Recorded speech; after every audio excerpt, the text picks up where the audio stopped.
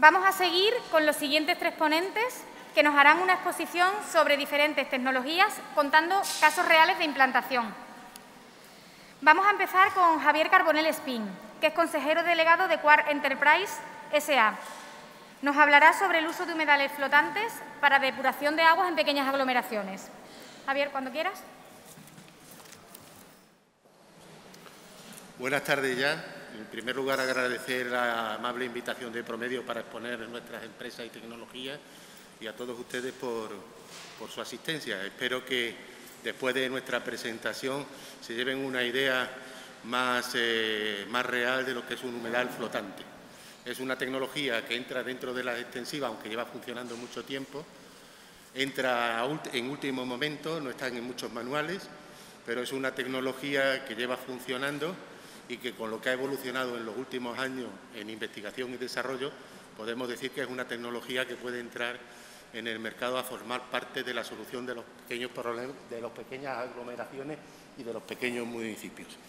En esta primera diapositiva podéis ver lo que es un humedal flotante, podéis ver un edar de humedales flotantes en Cuenca. Esto sería en Ontañaya, en verano. Cuenca está todo desierto y este sería, pues podemos decir, un oasis dentro de Cuenca y, por tanto, es un entorno en donde la avifauna y las ranas y los patos y las pollas de agua, pues es un espectáculo pasear en verano en Cuenca y encontrarse con un humedal flotante. Bueno, yo soy consejero delegado de Quart Enterprise, que es una empresa tecnológica. Fundamentalmente es la propietaria de las patentes que hemos desarrollado para implantar este tipo de tecnología y también de la modelización cinética, matemática e hidráulica de cómo funcionan estos humedales. Hasta la fecha no se han hecho nada y no se ha hecho, podemos decir, nada científico de cómo funcionan estos humedales. Por eso podemos decir que tenemos actualmente la modelización hidráulica, matemática y cinética del sistema única a nivel internacional. ASEGO es una empresa del conocimiento de ingeniería, fundamentalmente nos dedicamos a la industria agroalimentaria, que yo soy el gerente, pero en los últimos 10 años apostamos no por la tecnología en general del agua, sino sí por los humedales en flotación, que es dentro de la ingeniería lo que damos un asesoramiento a todos los ingenieros, agrónomos de caminos, biólogos, de cómo se calcula, eliminando cualquier duda respecto a su funcionamiento y comportamiento. Por si no lo sabe, aunque yo creo que la mayoría de la gente lo sabe, un humedal en flotación pues es un pequeño cóctel de bacterias, de plantas, de oxígeno y de nutrientes, como fin último la depuración. Entonces tenemos un tamiz vegetal, que son las plantas, que con tecnología las ponemos en flotación en las láminas de agua, lo que son las plantas xerófitas o vulgarmente llamadas macrófitas, desde la orilla las ponemos en todo lo largo de la lámina de agua. La planta, para no pudrir sus raíces, o sea, para sobrevivir, inyecta a través de su sistema interno, inyecta oxígeno a las raíces, formando una película aerobia donde bacterias y bacteriófagos aerobios conviven, degradan la materia orgánica, las plantas hacen su función también de asimilación y se producen, como hemos dicho, un cóctel biológico que como fin lo que lleva es la depuración. Esta tecnología arranca desde Extremadura, de hecho de una colección a través de la Orden de una población de 200 variedades de tifas autóctonas extremeñas, pues conseguimos la selección de 3 plantas. Porque cuando se habla de humedales hay que hablar primero de plantas. Todas las plantas no valen para lo mismo ni están estudiadas para lo mismo. Por eso todo lo que yo haga ahora mismo de números y datos lo vamos a hacer con tifas, que en Latinoamérica se llaman totora, espadaña, junco, tiene mucha nomenclatura y están, podemos decir, esparcidas en todo el territorio planetario. Entonces, nosotros aquí en Extremadura tenemos tres variedades seleccionadas, que son únicas. No hemos podido registrarlas en el registro francés de semillas, pero sí tenemos ahora mismo que las tenemos seleccionadas, una una variedad Quark, que es una tifa dominguensis, que tiene un alto rendimiento de emoción de contaminantes, recomendada para zonas septentrionales y boreales. Tenemos luego otra Quark alcántara, que esa tiene un gran desarrollo y vigorosidad con una alta capacidad radicular y adaptabilidad a los medios altamente contaminantes. Con esta se ha trabajado un poco para la eliminación de metales pesados y otros contaminantes. Y un excelente rendimiento de contaminación en depuración de aguas. Y después, si sacamos un híbrido, una variedad híbrida estéril, entre una tifa angustifolia y una tifa latifolia, diseñada para su exportación en donde existan restricciones para la introducción de especies foráneas. Lo que es habitual, como nosotros luego tenemos el método de producción de plantas partiendo de semillas, que es desconocido, cuando nosotros hemos ido al exterior de España y queremos conseguir tifas, pues rápidamente las cogen de los arroyos y las ponen en nuestra estructura. Claro, eso no forma un tamiz homogéneo y uniforme. Nosotros tuvimos que sacar este método de producción de plantas a partir de semillas. Teníamos una patente, pero la hemos abierto, o sea que no es ya es un tema conocido, incluso la hemos mejorado. Y nosotros producimos la semilla para que cuando se pongan en el tamiz quede totalmente uniforme. Lo importante de un humidal flotante es que el tamiz sea uniforme y esté formado en los primeros años de funcionamiento. Esta es nuestra estructura soporte, que en el 2016 fue premio de novedad excelente en SMAGUA, y prácticamente una estructura de propileno extruido de alta densidad, tiene flotadora y bueno, tiene muchos detalles que lo iremos comentando. Lo importante es que es una pieza única y ensamblable.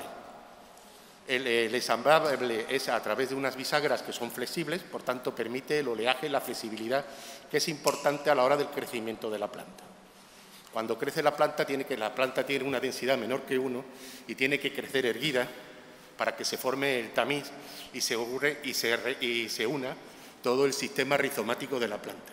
Si no se consigue eso, como la planta llega a alcanzar, como lo veis allí en el extremo, 2 metros, pues se pueden producir rupturas de tamiz, con lo que conlleva luego aclareos, flujos preferenciales y muchos problemas en este tamiz. Por eso la estructura es importante. Nosotros hicimos una patente que la hemos mejorado con un modelo de utilidad, en donde, si veis, es una estructura flotante, con flotadores, muy fácil transportable, en la que metemos las plantas que vienen de semillero con un crecimiento de 30 centímetros. Estas plantas podemos meter hasta 52, está dimensionada la pieza para que se puedan meter 42 plantas por pieza, no, de 32 plantas por pieza, que serían son 2 piezas con 8 por metro cuadrado. Habitualmente, en aguas residuales biodegradables, para pequeñas aglomeraciones, aconsejamos que sean entre 12 y 14 plantas de tifa dominguensis. Yo a otra no puedo arriesgarme porque no la hemos probado. Entonces, estas son algunas referencias de la estructura flotante nuestra que se ha montado. La hemos montado en Pozo Rubio, en el Edardo Ontanaya, esto la montamos en el 2016, en Almonací, en Puebla de Almenara. Esta de abajo es nuestra experimental en Pueblo Nuevo del Guadiana, de donde sacamos la modelización matemática, cinética y hidráulica. Y en las 2 imágenes de la derecha, pues son nuestra estructura puestos en las instalaciones del CENTA, en el proyecto Life Intec y en las instalaciones de Talavera, que es un proyecto de intensivando lo extensivo para conocer mejor esta tecnología, en la que participa Aqualia, el CENTA y Projar y otras empresas. Pero bueno, nosotros tenemos ya el primer paso, que son las plantas, y el segundo, que son las estructuras. El tercer paso es de cómo funciona. Nosotros en Villafranca del Guadiana, con el ICES y la Universidad Politécnica de Cataluña, hicimos una planta experimental, porque todas las depuradoras que se habían hecho hasta ahora eran vía ensayo y error. Y bueno, hicimos ensayos con trazadores de bromuro y eran balsas con una proporción 1,2, 1,3 y 1,4 y con distintos niveles de profundidad, 0,5, 1, 1,5 y 2 metros. Se hicieron un montón de analíticas, un montón de resultados para ver en un régimen laminar y en flujo pistón, con caudales similares, o sea, jugando con el caudal y la carga, cómo funcionan estas depuradoras para dimensionar las vías. Si se sobredimensionan, funcionan; si se menosdimensionan, pues no funcionan. El punto de este estudio lo que hace es dimensionarla exactamente para que funcionen con el mínimo tamiz posible, porque al final el tamiz es dinero. Y a partir de esos ensayos conseguimos los manuales de dimensionamiento. Actualmente estamos cerrados. Nuestra ingeniería no nos dedicamos a calcular depuradoras, pero sí a facilitar a todas las ingenierías que quieren, biólogos, ingenieros agrónomos, ingenieros de camino. Le estamos facilitando ahora y le estamos explicando el modelo de funcionamiento del sistema, que es un modelo experimental y calibrado con datos que los consiguieron varios explotadores de obra de depuradora de Cuenca. Tenemos luego el manual de ensamblado, porque el ensamblado es tan fácil que mandando este manual a Perú lo pueden montar. Lo mismo que el manual de producción de planta, hoy día con las redes, con las videoconferencias, se puede producir la planta, se puede montar el ensamblaje con un coste mínimo. De hecho, nosotros ahora, en las que estamos poniendo, pues prácticamente el constructor, el operador que hace la planta es el que las monta, el vivero nos produce las plantas y prácticamente vamos un día en el montaje para montar los tamiz y luego le hacemos un seguimiento de uno o dos visitas. Después tenemos también un manual que generamos para el mantenimiento, aunque el mantenimiento de estas plantas es muy simple, es lo que tengas en el cultivo de al lado. Si tienes una plaga, aunque se hacen varios tratamientos preventivos, lo que tengas al lado es lo que vas a tener tú. Si tienes maíz, un ataque de araña, pues aquí se te va a venir la araña probablemente con lo verde y lo rico que está. He puesto un caso práctico para una población de 500 habitantes con 863 habitantes equivalentes, pero la verdad que yo suelo huir de estos datos, porque son muy variables. Y ahora os lo voy a explicar. Todo lo que ha dicho Juan José Sala de las premisas anteriores, que habitualmente no se hacen porque no hay una identificación de vertidos, tampoco hay un estudio de la geología del terreno, ni hay muchas cosas, pues entonces con esos datos sí podemos decir que esta tecnología, a excepción del nitrógeno y fósforo, que lo pongo en no negrita, pues cumple parámetros si está bien dimensionada, como yo considero que cualquier otra tecnología. Porque una empresa que pone al mercado una tecnología, cuando no funciona, es porque el vertido no es el que corresponde o porque no se está haciéndolo funcionar para lo que fue diseñada. Todas las tecnologías funcionan, otra cosa son los costes, el mantenimiento y el dimensionamiento.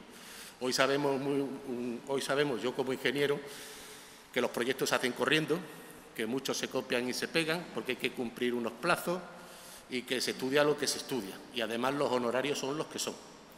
Entonces eso influye mucho a la hora de hacer todo ese procedimiento de elección de tecnologías y todo lo que hemos hablado anteriormente, que es tan necesario, pero que es complicado al ritmo que se trabaja. Lo que sí nosotros hemos detectado del ensayo experimental es la línea de agua. ¿Qué es lo óptimo? No quiere decir que esta sea la única. Lo óptimo en poblaciones pequeñas de aglomeraciones es partir de un pretratamiento que es importante. Si puede tener un tanque tormenta mejor, lo que es un pretratamiento, que eso lo lleva cualquier depuradora y mientras más sofisticado, pues mejor. Va a tener un coste mayor de inversión y de mantenimiento, que prácticamente en un humedal flotante es el coste principal de mantenimiento, el pretratamiento. Y ahora lo explicaré. Nosotros partamos de la línea de agua, pasamos a una balsa que la llamamos DTH porque es la que es el digestor. Es una balsa anaerobia que se calcula como tal con una profundidad mínima de 4 metros. Aquí es prácticamente donde se van a decantar los lodos de la fase anaerobia. Solemos poner en la parte aérea un tamiz que funciona bastante poco, pero sí elimina olores y produce que se hagan en la superficie determinadas reacciones con la producción de algas y cosas de estas. Entonces, este es el primer paso, una balsa anaerobia. Si son muy chicos, se puede sustituir por un digestor. Vamos a tener lodo en menor cantidad porque son pequeños, pero yo siempre aconsejo, grande o chico, como esto es para toda la vida, poner una balsa anaerobia. Después de la balsa anaerobia vamos a partir a dos balsas aerobias, que la vamos a llamar ATHs. Una o dos, dependiendo del tamaño de la población. Puede ser una, puede ser dos, puede ser tres, todas en paralelo. Los ensayos en la balsa experimental nos dicen que la proporción tiene que ser 1:3 y con una profundidad de 1,5. Las raíces van a coger 75 centímetros de profundidad, se van a quedar 75 de agua y es donde se va a producir fundamentalmente la depuración y donde las plantas van a funcionar a tope. A continuación nosotros utilizamos esta balsa, prácticamente lodos no produce y los que producen son asimilables en la vida útil de la planta. Puede haber una capita poco, por eso nosotros consideramos que no es un tema a tratar en estas balsas en las que hemos hecho alguna forma. Y después pasamos, cuando tenemos cargas dificultosas en estas balsas, puede que haya un tema de cortocircuito y pase agua con tiempos de retención sin tener en cuenta y podemos no cumplir parámetros. Por eso nosotros lo hacemos con una tercera balsa de afino, que en nuestro modelo la ponemos de 50 centímetros. Ya queda totalmente cubierta de raíces y entonces ahí podemos asegurar 100% que cumplir los parámetros de DBO, sólido de suspensión y de cubo. Cuando hay cargas pequeñas, podemos decir que tenemos un circuito, que es el único motor en principio que habría, el de la entrada, el de salida y el circuito de recirculación. Pues para poder recircular por temas de cargas hidráulicas desde la balsa de afino o la clarificadora que nosotros la llamamos a la balsa de aireación o a las balsas de digestión. Este es lo que sería. Ahí en la esquina de la derecha podéis ver una foto aérea de la planta de Ontanaya en Cuenca. Y el sistema de botones que alguien ha comentado, pues son los botones que creo que hay menos botones que en las dos manos. Con esto se manipula la planta completa. Cuando se hizo esta planta, que nosotros montamos el tamiz, no existía el modelo de nuestro propuesto de modelización. Esta planta actualmente, si la tuviéramos que diseñar nosotros, quedaría así, quedaría con una balsa. ¿Por qué hemos puesto dos balsas en vez de una balsa tan grande? Pues lo hemos puesto por el sistema luego de mantenimiento. Luego explicaré un poquito el gran hándicap y las dudas que hay en relación al mantenimiento. Pero ahí podéis tener una implantación que lleva una balsa anaerobia, dos balsas aerobias y una balsa de afino clarificador. Y el sistema de funcionamiento sería este cuadrito en una caseta en que con botonera se puede funcionar perfectamente. Importante en los tamices de lófitas en flotación en el cálculo de la depuradora es la temperatura. Hasta ahora ese parámetro nunca se ha considerado. Aquí pongo un ejemplo claro del ejemplo anterior, que si esa misma planta con los ratios iniciales la hiciéramos en Cuenca, tendríamos una superficie de tamiz de 2,51. Haciéndolo en vez de en Ontanaya, metiéndolo en nuestro sistema y poniendo la temperatura de la Arguera, la temperatura de Badajoz, en el término de la Arguera, que utilizamos la temperatura media del mes más frío, 8,6, el parámetro sería 2,14, la superficie necesaria del tamiz. Nuestro modelo permite variar el número de balsas y el ancho y el largo. Si vamos haciendo esa modelización de largo y ancho y poniendo parámetros, vamos al final al que nos da el menor número de metros cuadrados, que es el que nos implica luego mayor coste. No sé si se me... ¿Ya? Vale. Entonces, la temperatura a la hora de calcular importa mucho. Por eso, partir de unos datos de coste de explotación y de inversión para estas instalaciones es algo complicado, y más con la variación de precios que hay ahora y de transporte. Pero aquí tenéis un resumen muy genérico de lo que podríamos estar hablando cuando hablamos de una planta con humedales en flotación. Hablaríamos de unos costes de implantación, estamos siempre de parcela para arriba. o sea, de parcela para adentro. Aquí no tenemos en cuenta ni la línea de evacuación, ni el camino de acceso a la planta, ni el conductor de entrada, ni el conductor de salida. Pero en una instalación de 500 habitantes, 800 equivalentes, este es el coste que nos sale a ojo de buen cubero. En relación a los costes de explotación, aquí hemos metido pues, las balsas terminadas, el pretratamiento, electrobombas, caudalímetro, arqueta, red de tubería, urbanización interior, cerramiento, suministro y el edificio de explotación y control. Esto con una mentalidad gastosa, que probablemente se pueda reducir, con una mentalidad un poco más medioambientalista, utilizando menos materiales de construcción y utilizando más materiales naturales. En relación a los costes de explotación, también son unos costes aproximados. Esto no es que una empresa explote una, tiene que haber un lote y una empresa que explote 20 o que explote 15. Pero la repercusión por planta podría ser un operario con una visita diaria, una limpieza de desbaste semanal, una inspección y limpieza general con una visita semanal y una siega una vez a 3 años. Al tercio, como se llama en agricultura, a 3 años. Hay plantas en Cuenca que llevan 8 años y que no la han segado, porque como estas plantas se calculan para la temperatura del mes más frío, se están sobredimensionando mucho para cumplir en invierno que las plantas entran en parada vegetativa. Entonces, estamos viendo que si la siega no se retira, el material de parada vegetativa, la planta, entre su descomposición y su aumento de crecimiento, lo absorbe.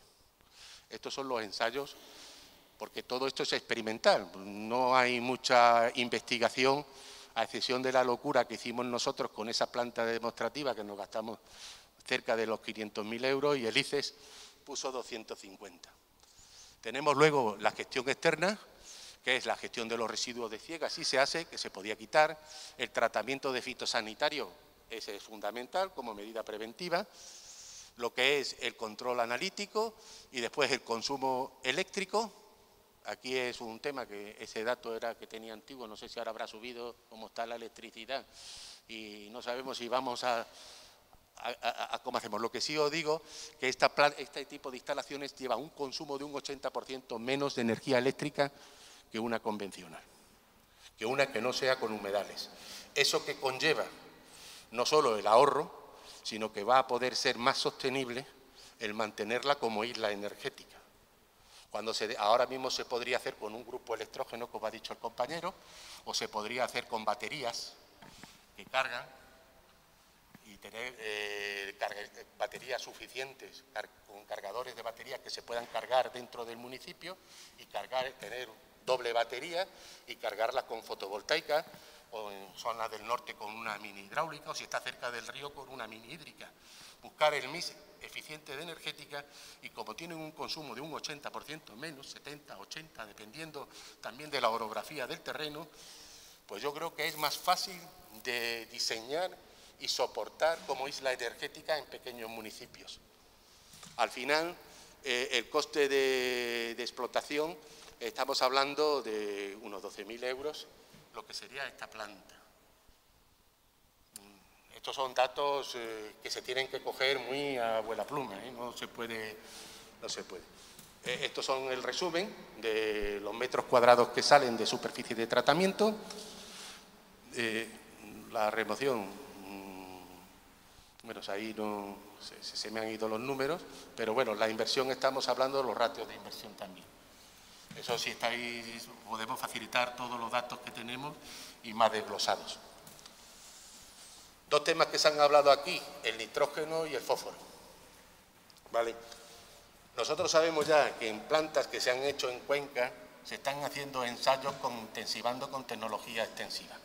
La solución es, en muchas de ellas se está poniendo un sistema MBBR, como estaba en Puebla de Almenara, fundamentalmente para disminuir la carga de la entrada, cosa que yo tampoco lo veo, pero sí lo pusimos, sí se puso, para intentar nitrificar, pasando de la última balsa, pasando al MBBR, y metiéndola en las balsas de aireación. Y están dando buenos resultados y están empezando a nitrificar, según los resultados que yo tengo de los servicios técnicos de agua de Castilla-La Mancha, claro, que me dicen también lo que me pueden decir. Pero lo que quiero decir es que cuando estas tecnologías evolucionen y vayan evolucionando, se van a dar soluciones a problemas que se le añaden a estas tecnologías. Porque si delante de esta tecnología, que son para agua biodegradable, ponemos una quesera o laminamos los vertidos de la lechera, que eso es no se puede, o bien le ponemos una depuradora a la lechera, lo que no podemos es intensificar esta tecnología. Y si la intensificamos, pues sabemos que estamos pagando los trastos a una industria, no a una población. Pero bueno, os deciros que nosotros el rendimiento empírico de la línea de tratamiento completa nuestra está entre el 40 y 50% en cuanto a nitrógeno total, eliminándose principalmente por absorción de la propia planta y en menor medida como lodo decantado, que no se puede asegurar en este tipo de plantas el cumplimiento de los límites en zonas sensibles. Eso es una realidad y el que diga lo contrario está mintiendo. Y que actualmente en esta fase de desarrollo de la combinación de sistemas humedales y flotantes, lo que he comentado antes, está en desarrollo y se están empezando a tener resultados. Yo, como ingeniero agrónomo, considero que la contaminación de los ríos del nitrógeno no viene de las pequeñas poblaciones, más bien de otros tipos de cultivos, como se ha nombrado aquí también anteriormente, cultivos y explotaciones ganaderas. En relación al fósforo, también os digo, los humedales sí quitan nitrógeno, las plantas comen y quitan fósforo, pero necesitaríamos para eliminar el fósforo a esos niveles 20 metros cuadrados de tamiz. Eso es inviable. O viable si decimos, si ahora esto vale 5 y estamos dispuestos a pagar 10, pues vamos a pagar 20 y ya lo hacemos todo de forma natural y a favor del medio ambiente. Porque, como dicen en Extremadura, el que ajota no paga. Pues pongamos 20 metros cuadrados que depuramos de maravilla y encima nos llevamos todo el fósforo. Y probablemente, si en vez de 20 ponemos 40 metros cuadrados de tamiz, pues nos llevemos también el nitrógeno. Pero claro, eso sería una burrada para el municipio. Por eso digo que las tecnologías extensivas se le tienen que dar el cariño para que evolucionen, hibridándolas con tecnologías convencionales y dando soluciones a cada aglomeración. Os hablaba de la siega, porque actualmente en las plantas que existen en Castilla-La Mancha, pues se hicieron unas muy anchas. Hoy día se están haciendo más estrechas para hacerlo mecánicamente cuando haya que hacerlo. Lo que hay que dimensionarlas para que no haya que hacerlo. Y cuando haya que hacerlo, que sea esporádicamente, porque tengamos a lo mejor que regenerar el tamiz completamente por un tema de vertido incontrolado o un ataque fuerte de una plaga importante. Y entonces estos tamices son muy agradecidos, como están en el río, que los quita y vuelven a salir, los quita y vuelven a salir, son interminables, ¿no? Pero de cuando en cuando, si le pegas una ciega fuerte, salen todavía más fuertes, como si le pegas un cachete al niño, ¿no? Pues se sale más fuerte. Entonces tenemos la siega automática mediante el tractor, que entonces la isla se aconseja, las balsas se aconsejan que no tengan más de 14 metros, y luego tenemos que cuando tenemos problemas, pues grúa, plataforma, que se metan los operarios y sieguen, ¿no? Es un ejemplo práctico que pongo. Este es el Edar de Ontanaya cuando nosotros lo montamos y la evolución del tamiz. En el día 3 veis que todas las plantas están rectas, después veis el efecto de la inyección del oxígeno en la lámina de agua, después veis ya el crecimiento y al día 80 podemos decir que ya está el tamiz funcionando y operativo. Ventaja de los edares y de humedales flotantes frente a los de grava, verticales, horizontales, edares, convencionales y respecto a todo. Yo, como hablo de mi película, pues seguro que me he puesto mejor que nadie. Pero bueno, simplemente deciros que el montaje es más simple y mucho más fácil, que es muy bajo coste de inversión y operación y mantenimiento, 70% inferior al convencional y 20% al de los filtros de grava. Que todos los humedales no valen lo mismo, unos valen más que otros. Necesidad mínima de superficie entre 3 y 4 metros por habitante equivalente, superior a los convencionales e inferior a los filtros de grava horizontales. Escasa cualificación para operarlos, muy bajos costes de gestión de residuos y biomasa y lodos, no produce malos olores, excelente impacto positivo tanto visual como paisajístico, mejora la avifauna del entorno, mayor descarbonización y menor huella hídrica tanto en su instalación como en su funcionamiento, no se colmatan frente a los de grava que si lo hacen los horizontales, no se necesita ningún aporte externo de oxígeno frente a los de grava y, por tanto, menor coste de operación y mantenimiento. Aquí hemos hecho una tabla que no tengo que copiar, luego copiaré la del profesor Juan José Sala, el médico del agua, pero vamos, en principio, si veis los humedales flotantes de tamiz de lófitas, los humedales superficiales y los humedales verticales, pues en lo que responde a rendimiento están bien, el rendimiento de nitrógeno y fósforo pues son bajos, como decimos, el rendimiento de nitrificación también es bajo, menos en los verticales, el requerimiento de superficie son altos, aunque esto estamos hablando en pueblo. Estamos hablando de depuradoras de 300.000 euros, 400.000 euros, y yo no creo que una hectárea valga tanto. Los pueblos las hectáreas, vamos, no. Y si no son del ayuntamiento, en vez de expropiarles, cambiarle una al doble de grande al dueño del pueblo por la chica, ¿no? O sea que es un tema más de negociar y no. Vamos, yo creo que por ahí van un poco más los tiros. Ahora sí, si os fijáis, en el coste de mantenimiento, coste energético, coste de obra, necesidad de personal cualificado, producción y gestión de lodo y escalabilidad, pues ahí la tecnología extensiva no tiene ni punto de comparación porque están hechos para esto. Si nos vamos a lo mejor a más de 2.000 o a 3.000 o a 4.000, esto no es competitivo. Los números cambiarían de color probablemente, pero en pequeñas poblaciones, por la curva esa que decían que mientras más chicos, los costes aumentan. Entonces nosotros somos competitivos hasta un nivel de población. Estas son unas referencias, ahí a la derecha he puesto más de 60 depuradoras que se han hecho en Castilla-La Mancha. Estos son algunas referencias, el 75% de la EDAR con humedales artificiales en flotación cumplen la utilización de vertido, nitrógeno, fósforo y sólidos en suspensión. A pesar de que no están dimensionadas con un modelo de cálculo, no tienen un anejo de cálculo de cómo funcionan, y especificándonos precisamente en Cuenca, decimos la problemática de la depuración se resolvieron con compacta 10, biodiscos 8, lecho bacteriano 7, macrofitas 34, mixtas 9 y otras 6. Ellos apostaron por esta tecnología hace 16 años y hace 16 años que están depurando y siguen depurando con las mismas, cosa que no podemos decir de otros municipios y hace 16 años me remonto. Entonces, ¿EDARes con macrofitas en flotación o en lófita? ¿Por qué sí? La directora general de Agua de Castilla y León, en una visita que hicimos recientemente, lo dijo muy claramente, este EDAR no se han retirado los lodos.